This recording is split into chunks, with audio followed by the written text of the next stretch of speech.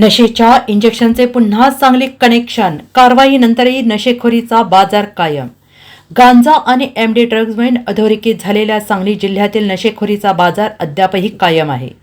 विटा येथे मेफेटार्माइनची खरेदी विक्री करणारी टोळी पकडल्यामुळे पुन्हा एकदा अंमली पदार्थाची तस्करी समोर आली आहे.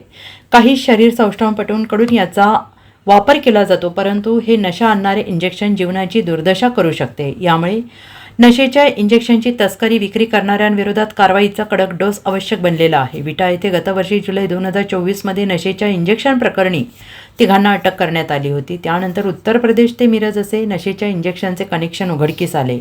महात्मा गांधी चौक पोलीस ठाण्याने उल्लेखनीय कामगिरी करीत 13 जणांवर कारवाई केली होती. सुमारे 15 लाखांचा इंजेक्शनचा साठा जप्त करून थेट उत्तर प्रदेशात जाऊन पाळीमुळे खणली होती. कोल्हापूर येथे काही दिवसांपूर्वी व्यायामशाळेतील मुलांना मेफेटार्माइन इंजेक्शनचा पुरवठा करणाऱ्या तरुणाला अटक केली होती. त्याची चौकशी केल्यानंतर त्यांनी सांगलीतून या इंजेक्शनची तस्करी करून कोल्हापुरात पुरवठा करत असल्याची कबुली दिली. त्यामुळे येथेही सांगली कनेक्शन चव्हाट्यावर आलं होतं. त्यानंतर विट्याजवळ पुन्हा नशेच्या इंजेक्शन खरेदी विक्री करणाऱ्या चौघांना अटक करून त्यांच्याकडून इंजेक्शनचा साठा जप्त केला. त्यामुळे नशेच्या इंजेक्शनचा बाजार सर्वत्र पसरलेला असल्याचं दिसून येत आहे.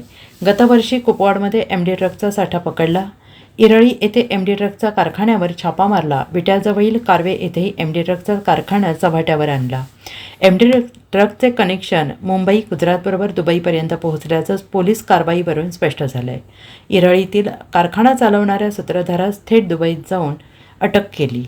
Bureau report, SBN Marathi, Sangli.